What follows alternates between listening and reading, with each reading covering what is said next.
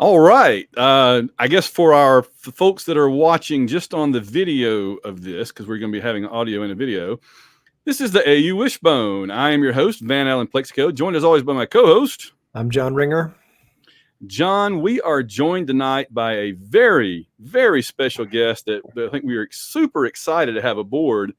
This is I believe, one of the two founders, is that not correct, of the SEC Shorts video series on YouTube that is so awesome, Mr. Robert Clay. Robert, welcome to the AU Wishbone. I am thrilled to be. I was actually just a thrill to hear y'all do the intro just then. I'm like, they're doing the thing that they do on the podcast. They're doing the words. No, I'm so happy to be here. Like I said, I'm big fans of you guys. I've been listening to it for a long time, so it's just so awesome to be here as well. Well, before we talk about you, then let's talk about us. Yeah, I would love to. Let's do it. Well, just simply because of this, just because of what you just said, you kind of raised the point, which is that how we got together was it like a couple of years ago, we were doing our 10th anniversary and you sent me an email saying, hey, happy 10th anniversary. And that was, and I'm like, and you said, you listened to the show. And I'm like, whoa, SEC Shorts Robert listens to our show. That's the coolest thing ever, because we love your show. And then, so we decided to try to get you on the show. So remind the folks, because you remind me and tell the folks, how did you come to listen to Wishbone? Yeah, it was the magical 2013 season. And I mean, once all the miracles started happening, I had just learned of this new media form called a podcast. And so I was like, I wonder if there is a podcast for Auburn, because I was just consuming, anything and everything.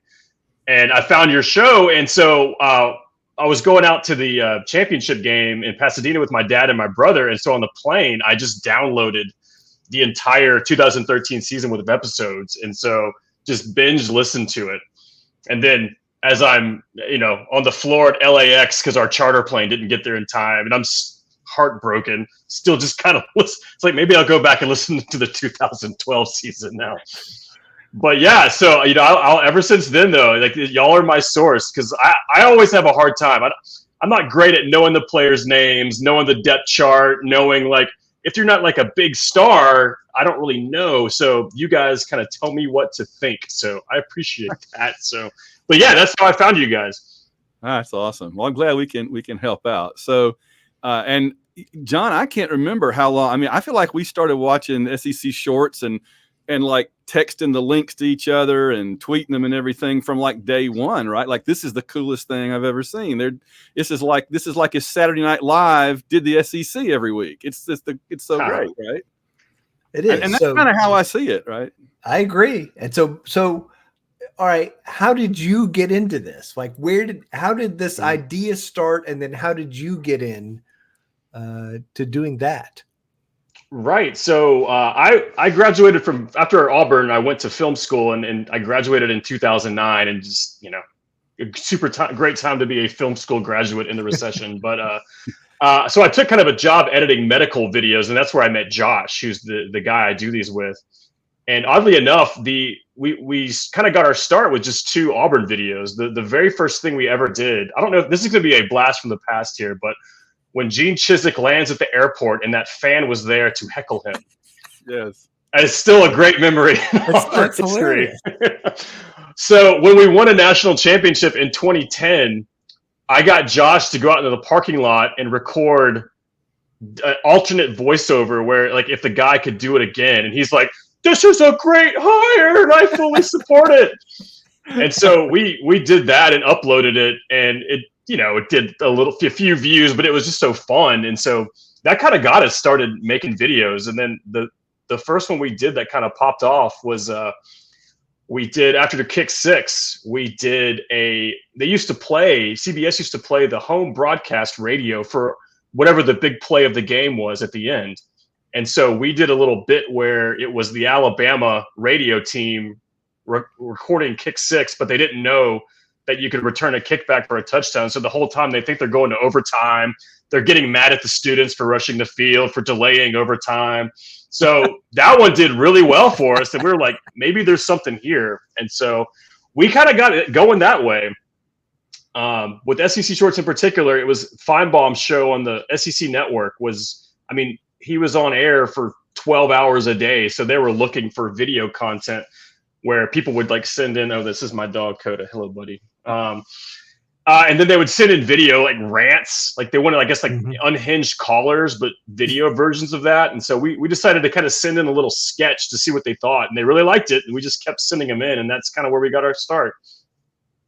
That's great. And then you kind of from there went out on your own, right? Like having your own YouTube channel and having sponsors, right? Because you have like a bank sponsor that kind of, I guess they prop you up, keep you guys. Yeah. They keep the lights on for sure. So we went off on our own in 2018. So we were working for AL.com for 3 or 4 seasons. We were working with them. I had a job there, which, that was a good experience. Sort of.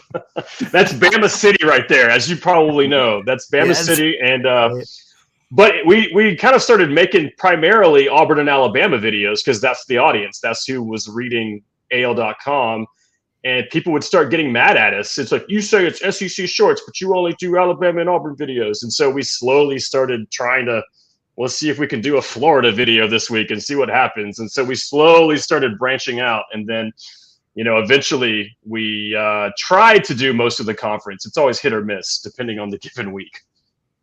And you've kind of basically turned it now into almost like the whole conference, almost every episode. You've got so many extras and other folks coming in, and like almost every team is represented, it seems like these days. Or you have you and others playing multiple roles too. So I should take a picture of like our big storage facility that we have just all of our stuff.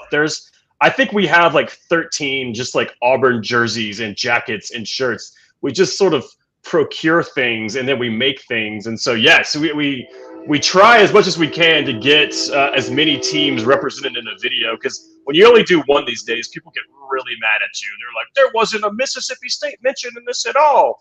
Right. So we try to incorporate more teams, especially now that the conference is getting to as big as it is. It's like, all right, we can't just do the one-offs anymore. I wanted to say before we go too much further, because I forgot to ask you this, for those that are listening on the podcast and can't see us on the YouTube, Josh Sneed, your partner, is slightly shorter than you, right? And he's the Bama guy, right? And you're the taller one and the Auburn guy. Right. That's right. Correct? I'm the tall, handsome one. He's the dwarf that we like. He's right. The Alabama fan that did not go to Alabama. It's just perfect, So it's like, I am the Auburn fan who graduated from Auburn. I'm like a 4th generation Auburn graduate. So it fits the narrative very well, I think. You couldn't have planned that. I know, it's so great. And he's a big Alabama fan too. So it's just perfect. He went to Montevallo, like the liberal arts school, but man, he tides and rolls with the best of them. I thought so. Well, I mean, but yet, and this has always struck me as funny though, is that you guys will swap around. He's sometimes an Auburn. Mm-hmm. Well, all right. Now hold on. Sometimes you guys are like specific characters, and sometimes you're just sort of like representatives of the institution in a jersey. You know what I mean? Like you're like if Alabama was sitting there. And so he's been Auburn before. He's awfully funny off in Texas A&M, right? He does them. I always thought that was. Oh, yeah. Yeah, we try to personify the teams a lot. People seem to like that a lot. And it's just an easy way to deliver the jokes. And so, I've played Alabama. He'll play Auburn. Well, it just kind of depends on what the needs are. And I also am shooting it. So sometimes, if we've got people that can help us out that weekend, we'll have more crew. But sometimes it's just like me behind the camera. And I'm like, all right, you know what? You're playing everybody. I'm just going to film this and do back here. So we definitely try to switch it up, though. And try to give each other. I like to play Auburn when at all possible, but it's just a lot of times it's kind of it's therapeutic sometimes, depending on what happened the past week. Nice. I was wondering about that. John, go ahead. So what is your process for coming up with the material kind of during the season, but also kind of as we are now in the depths of the off season? How do you come up with what's the process on a per episode basis of putting it together from idea to end result? So we kind of have a running list of it's very rough, and it's just like either it could just be like a location, or it could be a setting, or like what if it was at a funeral? What if something happened at like the the postman delivering the mail. We'll just really general points like that. And then we'll watch all the games, or not all of them, but most of the big ones, to see kind of what happened that season or that day or that week. And then you just kind of go through the list and see if there's any maybe something that could be funny, or if something very specific happens. I'm trying to think like an example, like, the mustard bottle thing kind of came out of left field a few years ago at Tennessee. And you're like, well, that's got to be it. Occasionally it was like breaking SEC comedy news, and you have to kind of be on top of it. But usually it's just kind of a spreadsheet that we have, and we'll just try to throughout, like today I added, a list of like, what if someone was at the gas pump and, they can't get gas? Not that we're ever going to do that, but we just kind of have that on the list. And then we'll have access to certain locations around town. We're in Birmingham, so we've sort of made relationships with people that if nothing's going on at their place of business or their house on Sunday, they'll be come on over. So that's another big thing. So if we have access to a deck one weekend, then guess what? You're having a grill out and all the teams are complaining. Nice. That's so good. And you got like you said, like a warehouse full of costumes and props and stuff that you have to go pull out from. And with all various sizes, because Eric Hall, he's another guy that works with us. He's extra large. I'm a large. Josh is a medium. Hannah Kirkendall, who's the actress who plays Hope, she's a small. So we have to have clothes of all sizes for all teams. And then occasionally you'll need, like, we need a UT Chattanooga shirt. How do we get that? So I've gotten really good at the Cricut machine, so we can kind of make those on the fly if need be. My wife does it. That's nice. So good. Yeah, manufacture your own paraphernalia on the fly. We got to find a Chattanooga Mox logo. Where do you get that from? It's hilarious the problems you run into. We just did a lunchroom sketch with Texas and Oklahoma joining. And we wanted to have school carton milk, the little box milk. It's just like nostalgic. You cannot buy that anywhere. And so I was so adamant that we needed it that we went on a teacher website and found a template. And so you just design a chocolate milk thing, and we're with like an X-Acto blade, and we're gluing it together. And then you put it in the video and nobody notices it. But man, it was like I noticed. Okay, I know because the one guy was drinking the plastic thing, and he did like he was breaking it to cut the other people with, but everybody else was drinking the milk cartons. And I loved you had the joke where they said, "Oh yeah, if the quarterback hadn't gotten hurt in the Rose Bowl," and then they're like, "Drink." Yeah, so it was.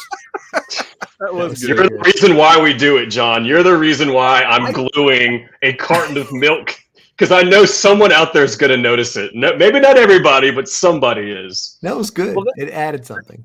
That's one of those things where if you don't do it, people will notice that they don't have them. Like, well, what were they drinking? Because they didn't have little cartons of milk. If you have the cartons of milk, everybody's like, everything's cool. I don't even have to notice it, right? It's more the absence that would stand out than the presence. So it is funny that the things you go down a rabbit hole on. So for this one, it was the cartons of milk and where to find square lunchroom pizza. And so those were the challenges in pre-production. And then so eventually you can source the square pizza and then the milk cartons we had to make, but just the littlest things that take up time. It's fun, but it's always something different for each shoot, which is kind of fun. And now you got to source Texas and Oklahoma, but I know. I don't know how y'all feel about that. This is kind of like, yeah, cool, welcome, I guess. Pretty much. I as we said last night, I'm still mad about Arkansas and South Carolina. Okay, so I'm not over that at Texas and Oklahoma. And they shouldn't even talk. Texas A&M and Missouri should not even raise their hand at this point. Y'all need to lay low. John's like the Def Leppard fan that still calls Vivian Campbell the new guy. After 35 years. It's like, I don't know about this. This is weird. I don't know about this. South Carolina. That's newbies. All right, so you mentioned AL.com, and I had a suspicion here because you have Matt Scalisi on there occasionally. Yeah. Matt's a big Alabama guy, but he's on our crew all the time. We'll get him in videos. But yeah, he's big on Alabama Twitter. It's just hilarious. Yeah. I know him through David Wright, who's also a video producer that went to Georgia but worked in Birmingham for a long time and everything.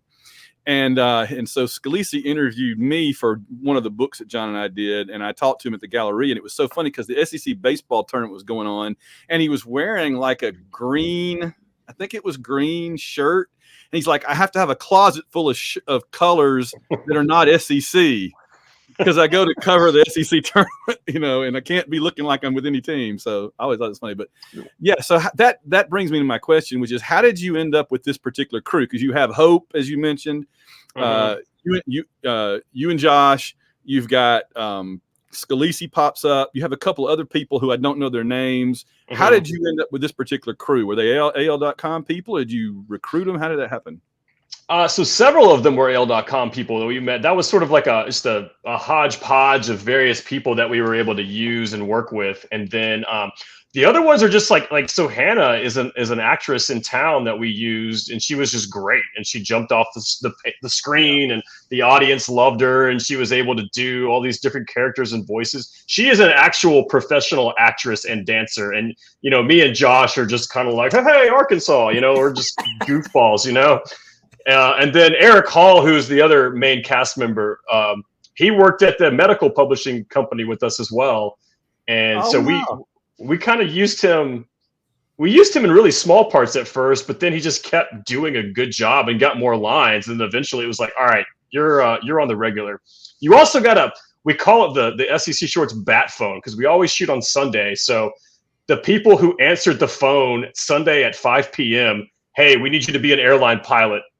The people who get in the car and drive, those are the ones that stick around, Nice. That's so good. That God, I keep thinking that you guys are like a Saturday Night Live, not ready for primetime players troupe. And I just keep thinking they need to have like an event at Dragon Con and have you guys come over and do like a live thing in front of like 3,000 people or something, and on the same weekend, because that's when the SEC kicks off in the Mercedes. I love that Dragon Con happens at the same time, because there was one year Auburn was playing in that game and I went to it, and then afterwards you're just walking on the sidewalk with a kid who looks like he's an ensign on the USS Enterprise and trying to find the last dance on Alderaan, so it's like, I just love the mixture of that. I think that's like what college football is to me. And I know you're always on the nerd side of things that weekend. Oh yeah. I did run over every time Auburn's played in the Georgia Dome or the Mercedes or whatever. I've just like skipped out and hope nobody noticed. You just remote into your panel, just like, hey guys. That's pretty much so. But no, I think that would be great. I've told them before that they need to do an SEC football track, and they're like, no, that's not our audience. I'm like, you've got thousands of college football fans in Atlanta that weekend, usually at the same hotels. You don't tell me there's not an audience for this, because you guys are proving it on YouTube that there's a huge audience for entertainment and comedy that's based on this topic. And I think it would be the same thing live. I think it would be huge. Oh, absolutely. I mean, we started doing live shows 3 years ago, and we were, dipping our toe into it with like, a 300 seat theater or something. And then, I mean, last year we did a 2,500 seat theater at Texas A&M, and it was like jam packed. So like, there is a definite audience out there for it. And I mean, I think that's what you have, like multiple people doing, college football comedy videos. You have like Matt Mitchell and Josh Mancuso, and then Funny Main. So there's like a lot of people out there. There's so much popularity for it. I think it can sustain multiple, operations, I guess. Well, that was the other thing I wanted to ask you about. And John, you take the next one, John. But I got to ask him this: you keep segueing so beautifully into the next thing I'm thinking about. You're like exactly where I was last night writing these. But you have Matt Mitchell on there sometime. You have Funny Man on there. It's like a little family reunion of the whole SEC. And how did you develop a relationship with those guys? And how is that working out that y'all are on together? Yeah, so basically we're all in Birmingham. Matt's in Jasper, so he's about 45 minutes outside of town. But Jermaine's in town. And Jermaine started doing the Alabama Fan on the Couch thing right about the time we started doing AL.com stuff. So you just kind of like your paths cross. And then I worked with Matt at AL.com. He was working there with It's a Southern Thing, which is another comedy website that focuses more on like the Southern humor. And so we met that way, and we just became friends. And, when we kind of went off on our own, and then he eventually did the same thing. So we we just try to get them in. Like we all shoot on Sundays, so it's really hard to do it in the middle of the season. So we want to try to be intentional about before the season starts. Hey, we're doing this. Can you make it? We can move the date around to make sure it happens. So me and Josh were in a video he did, I think last year. So we all try to switch around and pop up in everybody's videos whenever we can. Because I think sometimes people think there's like competition there, but it's a very supportive community because it's, as you guys know, it is very hard to create sustained episodic content, where the temptation is to, this week I'm going to take a week off or nothing happened interesting. So the fact that when people are out there and doing it, I think the respect of just the group for people who are actually out there creating and, putting the effort in trumps any sort of, competition or anything like that, I feel like. So yeah, we always try to be in each other's videos whenever possible. That's great. That's cool. All right. So which fan bases are the easiest to create content for and which are the hardest? Oh, okay. Good question. So oddly enough, since when we started doing this, Tennessee has been hot garbage. And so we would make fun of them all the time, but their fans loved it. It was just like, I don't know what it was. It was like, yes, we deserve this. Keep doing this. Keep making fun of us. And so they had a really great sense of humor. And with Auburn, it's been interesting because we've had some Auburn videos that really hit and resonate with a fan base, but they can also be a little sensitive as a whole, I feel like. Because I feel like, with Alabama and the situation there, you're just sort of, as an Auburn fan, prepared to just like, all right, yeah, you're just going to, go be Alabama person and not give us the respect. And so we've had to work on that with Auburn fans, but I think we've made some progress. We've had some really fun Auburn videos that I've really enjoyed working on. Like we did a roller coaster where it was just like, that was great. An all-timer. Yeah, I mean, that to me is one of my favorite ones because that's just, it's when you get to do something how you feel, that's just so much fun. Plus, like, we had somebody build the roller coaster. I was wondering about that. The sound effects. Oh, yeah, we gave it away because we just had no place to store it. But we gave it away to an Auburn fan who, to this day, has it in her living room. And when she watches games, she brings people over and they sit in the roller coaster. Oh, my gosh. Okay. It's amazing. It's so great. So, I think those are good. Texas A&M, they're pretty tricky because they're very weird. Like that's the stereotype that is absolutely true. They're super passionate, but there's a lot of intricacies about that fan base that if you get them wrong, it comes off as like you didn't do your research and it really affects their ability to laugh at the jokes. So we had to do a lot of research to get them figured out. But yeah, I would say Tennessee and Auburn are both really good at like laughing at themselves and appreciating self-deprecating humor as well. Well, and over the last 10 years, they've both given you plenty of material too. Oh, yeah, I know. Like with Alabama, it got kind of old because they were so good that after a while, it's just kind of like, oh, okay, y'all are amazing. We get it. Like another great undefeated season. And plus, with Alabama fans, this was the interesting thing we learned was Alabama fans don't like to see a person playing Alabama who's like gloating on camera. What they want is someone playing a fan of the team they just beat, like just failing through life because of their dominance and their actions. It's actually very fascinating learning maybe what each fan base responds to and as a whole, because there are so many similarities between how they react and how they, kind of operate as a hive mind. Yeah, psychologists could do a dissertation on looking full at practice. Oh my gosh. Yeah. Yes. Holy cow. So is there one of the schools or teams or whatever programs that is like particularly challenging? You kind of talked about Texas A&M a little bit, but is there another one that like you have a hard time thinking of funny stuff for that's not quite doesn't hand it to you like that? I would say Florida because they've been in such sort of a limbo state where they'll have flashes, but they're also not as bad as Tennessee was. So they're in that where it's really hard to make jokes is when you're sort of middle of the road. Kind of like, I would say like with Auburn last year, they were this middle of the road. And so South Carolina, middle of the road. When there's nothing you can't really make fun of them too much because they're not that bad, but they're also not that good.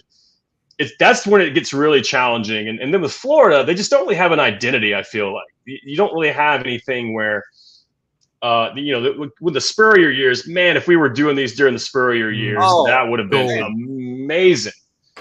They had an identity. They had success. They had, this amazing character that, it would have been so great. But right now, I just feel like they're kind of searching for their own look. And it's kind of tough sometimes when you're in that position to make consistent jokes, I would say. Yeah. You got one, John? I mean, I think that when you say that, it makes me think about, not just the Florida fans now, but Florida at different points in time, and Florida fans at different points in time, the program under Spurrier and Urban Meyer, but even at other points, you're right, now they're just plain vanilla, and it doesn't make them interesting.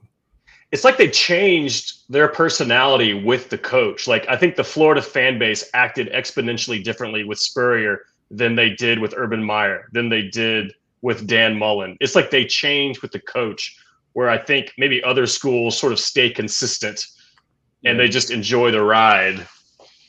That's fair. But Alabama with Nick Saban, though, they kind of adopted his personality. Like, all of a sudden they're just like, it's all about the process. It's all about the process. It's like, whatever. Y'all were so grateful just to beat Texas that one year. And all of a sudden it's like, hey, we expected that. Like, oh, okay, sure. Gotcha. Now, what you were saying about UT Chattanooga and everything a minute ago made me think of this. Are there non-SEC teams that you kind of wish you could use more often, like a Notre Dame or something? What would you guys do with that if there was some team that you could? Man, Notre Dame and Texas were the two teams that were universally hated by everybody. You could get away, I feel like, with making fun of each one. You do a really exaggerated character. We have this amazing Texas outfit where he's got his cowboy hat on a bolo tie, and he's just like, I tell you what, y'all, we're gonna and everybody loved it. And so now they're coming into the SEC, and I'm like, I guess we can't do this every week now. Like, you actually have to you have to extend the olive branch a little bit to be like, hey, I guess we'll try to be fair here. But Notre Dame is still 100% fair game, and I think that's a school. I feel like people can really pick up on a pretentious attitude when there's with a team or a fan base, and Notre Dame 100% has that. So it's very easy. Like, when they make it to the playoffs and they always lose, that's just gold. Everybody loves that. Like, seeing a Florida State fan in a neck brace and an arm sling, that's just like, all right, mark down the million views right there. It's gonna happen. That's so good. All right, I've got to know this. When you kind of come up with your script and the jokes and everything, or however you want to describe the humorous content, how do you decide who's going to play which school, which character, and all that? Yeah, that's a good question. I think it kind of depends on, number one, who's available, who's around, and then what shirt size that we have. that can also come into play more than you would think. But I feel like each person kind of has their own style that they prefer to deliver. And so you can kind of write more of a Josh character. You can write more of an Eric character. And so that kind of fits it in. But it really just depends. And you want to make sure everybody's having fun. So you want to make sure everybody has a couple of jokes or funny bits that they can do in a video. So it is funny. Like, if we have an extra large jersey, all right, Eric, you're playing Texas A&M because that fits you. And it would look like Josh was like a little child. So if he wore this, so it varies week to week. And there's sometimes that Josh will just play all of them. That can happen sometimes if we're a little behind the eight ball. Like, if we're struggling to come up with an idea and it's getting late, it's like, all right, we just got to do something. So we'll just go. Nice. So when somebody catches on, like you said, and I forgot what you said her name is, but Hope, that plays Hope, and Hannah. Hannah, right. When somebody catches on like that, do you guys make a more conscious effort to write more, to include her more, to write more parts for her, or you just kind of have your stories and you grab whoever you can get? No, you do try to write. She's done really well with characters. That was something we never really experimented with much, because we would do, if we did a video that took place in a hospital, it would be like, all right, that was the one-off. We're not going to do that again. And then we realized it was actually Hannah. She started playing a character called Hope. And that was just kind of a throwaway character for one video, making fun of Georgia, who was going to lose it. They were going to lose to South Carolina and not go to the national championship again. But man, people really responded to it. And so I think that really, it was interesting. People will still click on, even to this day, it could be a video about, Vanderbilt, and someone in the comments is going to be like, I can't wait to see what Hope thinks about this. I'm like, okay.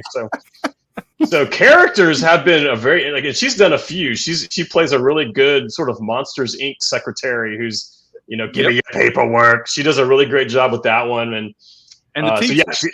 The teacher, yes. She's like a very elementary school teacher personality. That's so great. We definitely enjoy trying to bring those back when at all possible, and the audience likes it too. So that's something we've sort of adapted to. People like seeing their recurring characters, which seems that would be common sense, but to us it took like eight years to figure it out. Well, if you guys just did a weekly show where she's the teacher giving out grades and all of y'all are the teams, that alone would be gold. The fact that you do other characters and other situations and scenarios too is like a bonus. But I love when she, like, sometimes she's sympathetic, sometimes she dresses them down, sometimes she scolds them, and that all of that, because that's, they're schools. So it all kind of works. It makes sense. And everybody wants to see what their school's grade's going to be, right? So you just get a buy-in in every level on that. I think it's brilliant.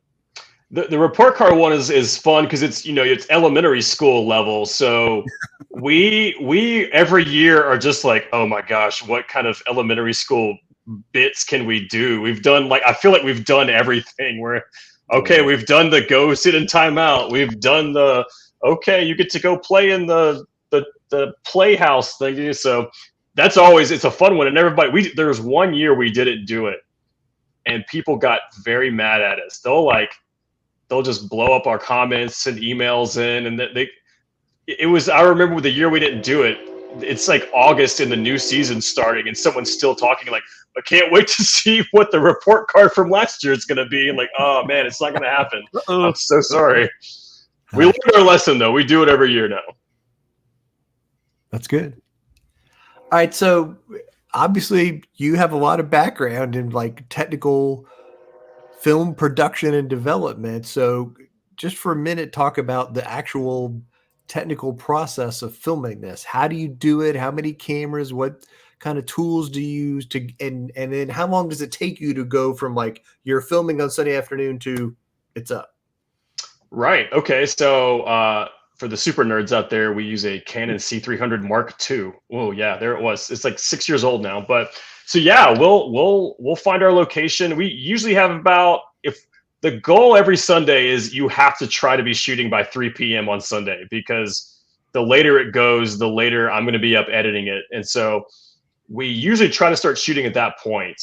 But so we just use one camera. It's called a kind of a single camera setup. And then we'll just, if we film someone talking, then we'll flip it all around. We flip the lights, we'll flip the microphone, and we'll film the other person listening to them and then responding to their questions. So that's another big important thing is, especially when you have multiple teams, like this past lunchroom video, you have every team so when you're filming the person playing, Ole Miss, you need to film all of the parts, whether it's on page 1 or page 8 and they have a line. So keeping up with that that's always the most important thing. Cause there's been times we'll have a really funny joke, but we only film half of it. So you can't use it.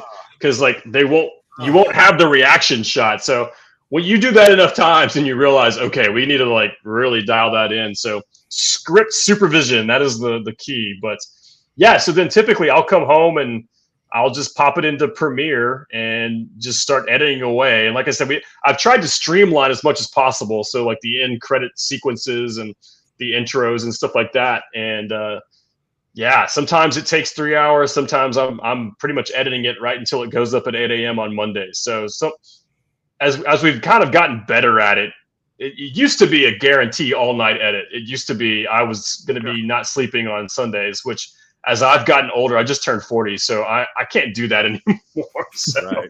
No, if it's really going off the rails, I'll just be like, I'll wake up in the morning and do it. Like we can always just lie. But yeah, 8 a.m. on Mondays. So come hell or high water, it's got to go up by that point. Nice.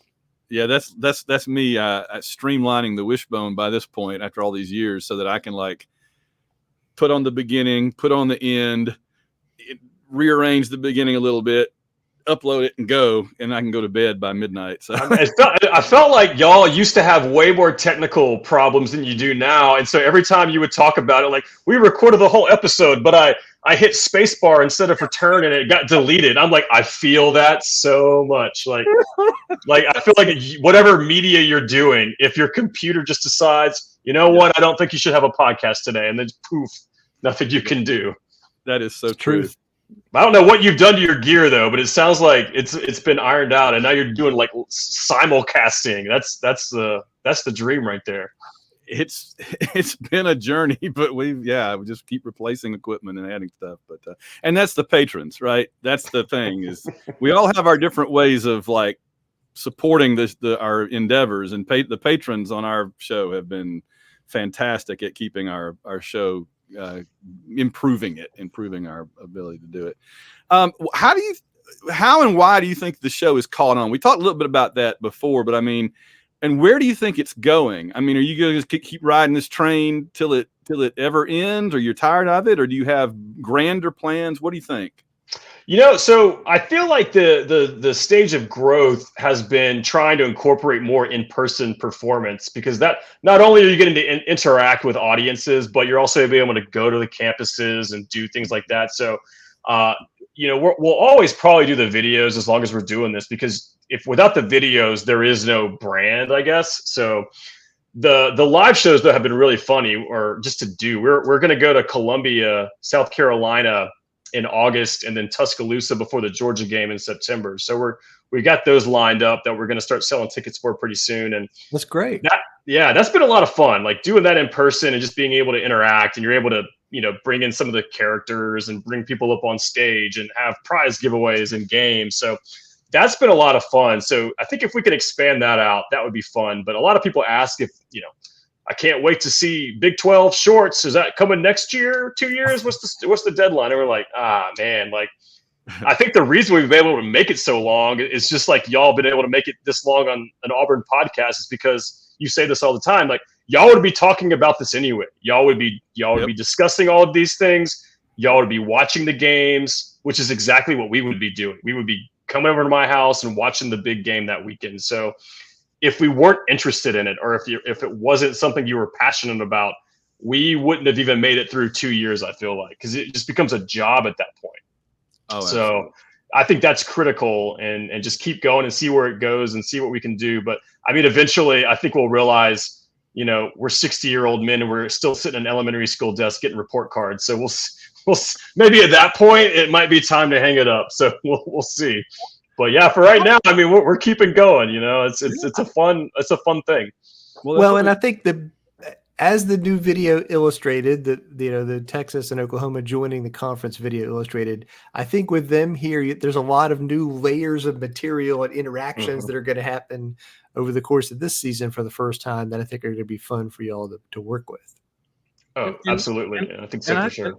Well, let me ask you this too. I feel like, I don't know how this hadn't happened already, that like SEC Network or ESPN or whoever just come in and bring you guys on as like a TV show. Well, what's funny? We worked with SEC Network for like 3 years. We would make a video for SEC Nation for Saturdays for 3 seasons. But like it's fine. We're still on the Wishbone, right? They don't do ratings for the SEC Network, and I don't think that many people watch that show because we were doing all this work and just making these very high production videos because we had a little bit more time with them. And you just would get nothing. And then they wouldn't upload them online, so nobody would see them. We had a couple of our videos air on College Game Day, and your phone doesn't stop blowing up with text messages for 3 hours after it airs on that. I mean, that's just like how much I feel like bigger it is. So, the TV world, though, what we also learned, the people at SEC Network were great. They were super friendly to work with, but there are way more limitations on what you can do, jokes you can make. Even when you're making positive, funny jokes. I mean, Mark Stoops is still mad at us for doing a Kentucky basketball joke in a football video. Oh. I mean, I know it's like this is the guy that's going to be mad at us. So, but You know, some coaches can like Lane Kiffin. He loves it. He's always engaging with us, and we've made some Lane Kiffin specific videos, and he's just like, yeah, right on. And then other coaches, like, you know, I think we tried to do stuff with Saban, and it was just like absolutely not 100% zero, not even a conversation. Oh man. So I guess our last couple of things for you. As Auburn fans, we're all Auburn fans here. What are you looking for from Auburn this year? What would make you satisfied with our Tigers this year? Oh man, I'll be honest. I'm a little worried that Peyton Thorne is still the option at quarterback. I hope he's transitioned to the player a lot of people say he can be. I would love to see better quarterback play, because I think that was really holding us back last year. And then, man, if we have a big team on the ropes. I was in the end zone where the guy caught the ball in the Iron Bowl. And oh man, it's like if we could have just closed that out. I mean, I feel like the trajectory, or at least the emotion you were feeling going into the season, would have been a lot differently. So maybe close out a few of those big ones. Maybe not schedule New Mexico State on the schedule. That would be great. But man, I feel like it is up. I think he's doing a much better job recruiting. That seems to be on the up and up. It seems like there's a positive momentum, which that's all you can ask for when you're coming from wait, you can't say his name, Potato. So sorry. I don't have the sound. I didn't banned from this podcast for I didn't realize I would need the soundboard here. Yeah, play the sound. Van, I can't. I was watching the John Adams miniseries the other day, and I was like, that's the clip on the soundboard. I laughed so hard. It was the Benjamin Franklin line. I'm like, he plays that all the time. Yes, that is. All right, here you go. Hold on. Potatoes. There you go. Gotta get that in there. Oh man, the soundboard has been a great addition. I know it had its up and down. I feel like the soundboard it needed to marinate a little bit, and then it was accepted into the lore of the Wishbone. It was always touch and go there. Yeah. The thing that I try to do with it is put obscure things, right? Because if it's just the same things you hear on radio, DJs, and whatever, it'd be boring. But I try to put things that people are like, you've got 6 Kingdom of Heaven clips. I'm like, yes, but I'm going for 7. You could also tell the movies that you like to watch. You're like, okay, this guy's into historical dramas. I get it. There it is. In Arnold Schwarzenegger movies, it's like these are the quality content. I feel like you must have a list similar to our idea list of like sound clip ideas here. Yes. Oh yeah. If you don't, you need to start one. Well, and you start hearing it, right? You watch something or you listen to something and you go, "Ooh, that would be something that John would pull his hair out if I played it." So I go ahead and grab that and throw it on the soundboard. And that's the list right there. What would drive John crazy if I played it 30 times in an hour? I feel like that's just why it's like with me and Josh, it's y'all's dynamic that is just the best thing ever. And it's just like, it's what makes it work. You just have such different personalities, but man, it's y'all got a good thing going here. I'm telling you.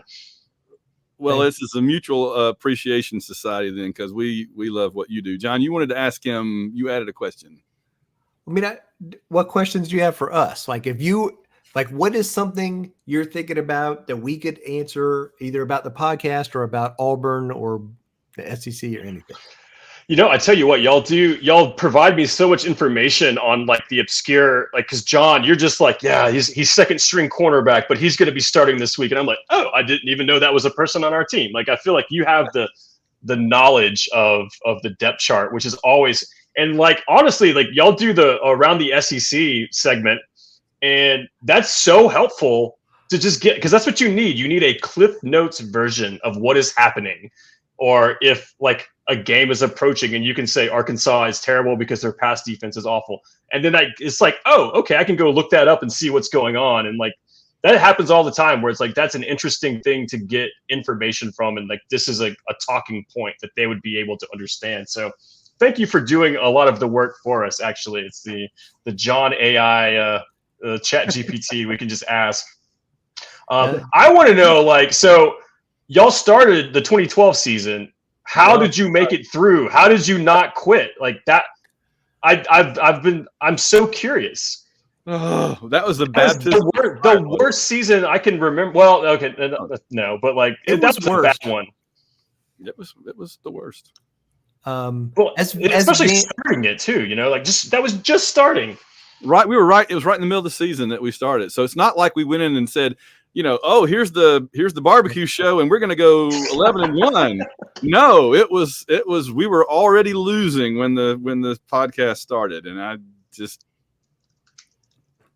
Some of it was like we wanted, as we always say, these are the conversations we would be having anyway. We were like, let's turn this into a podcast. Let's do it. And then it was also like, I guess some of it is when we're in the 2012 season, the stakes felt pretty low for doing an Auburn podcast. Right? It's like, will Kyle Frazier play or won't he? Well, but also like, are we making it worse for the fans? I don't think so. And as Van said, every week that year, it was like another trip to the dentist.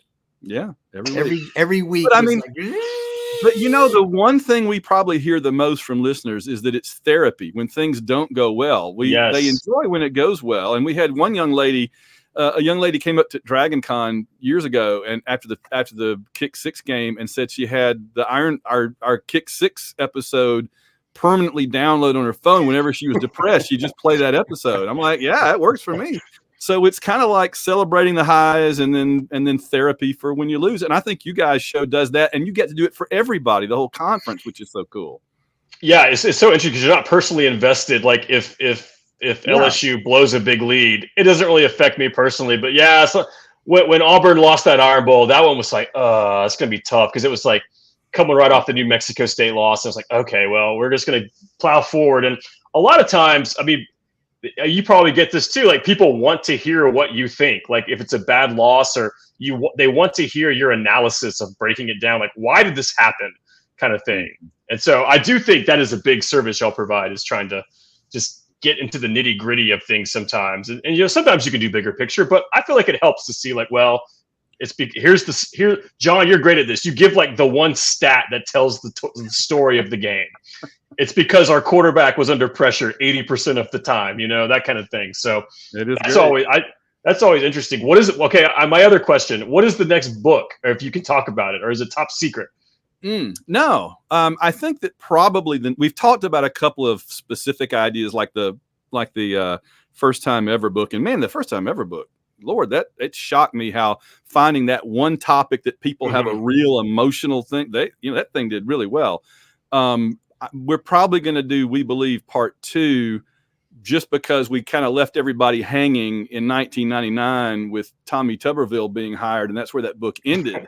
This mysterious new gunslinger coming in. Yeah, people need to know what happened, right? They need to find out what happens next in the story. So that'll take a while, but that's probably next. And then we've talked about a couple of other more specific ideas that are kind of more, we're still mulling over. So no, I think picking the specific like event like that and just doing a microscope on it is so cool. Like when I was working at AL.com, one of the things I got to do was make these little mini documentaries. And so I made a documentary on the Auburn LSU barn on fire game. I got to interview the firefighters who were there, and that was so cool. I did one where the Auburn wore orange jerseys under Barfield. So I do miss that part of the AL.com job. That was so fun because you could just go out and do something, and as long as it was sports related, they were like, "You got it, go do it." But man, I feel like it's so cool that, and again, it's sort of like what we found ourselves in with like Auburn content. There's not that much out there, so people are, I think, really excited and craving it to. I mean, yeah, I need to get that book for my dad because he went to that game and, he left us with the babysitter. We had no idea where they were going. And it's like, what do you mean, Alabama? I don't get this. I was confused, but man, it was awesome. But yeah, y'all need to keep up the good work. It's been, like I said, y'all are a big part of just my own personal, because you got to separate it.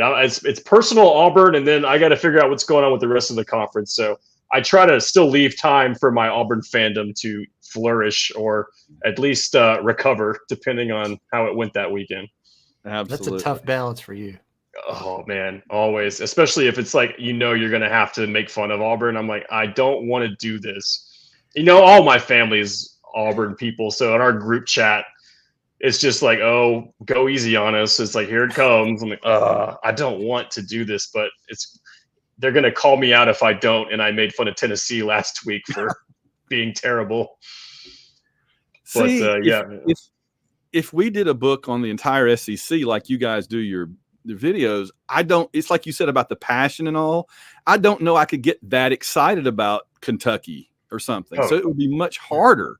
So I respect the fact that you guys can be so broad and be enthusiastic about it and make everybody more or less happy. That's really impressive to me.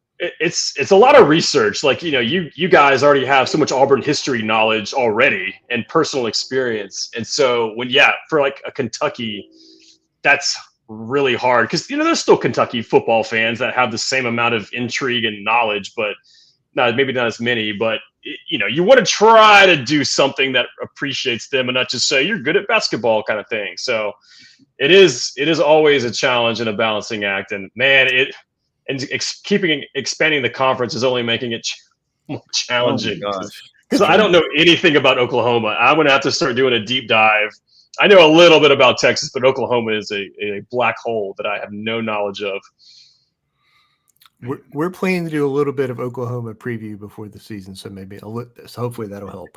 No, please, yes. All right, I'm going to wait for that to come out before we do any. Let me hear what John and Van think about Oklahoma before we make any jokes here. How should I feel about this team? You know how it's going to go. John will break down Oklahoma's team, and I'll basically hit this smoke weed every day button a few times in there. That's our formula right there.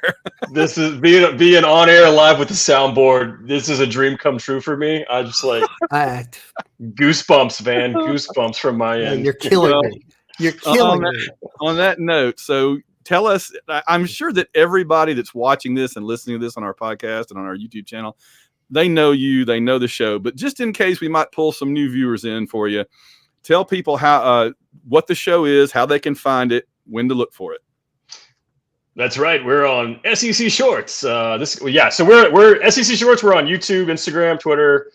We have a TikTok, but we don't post on the TikTok, so don't go there. But you can find us on social media. We have a website that always has our videos. That's probably the easiest way if you want to just go to the website, secshorts.com. But that's also where we'll sell live show tickets. So we want to do one in Auburn at one point. The Gouge is a little hard to get in touch with, but we're working on them.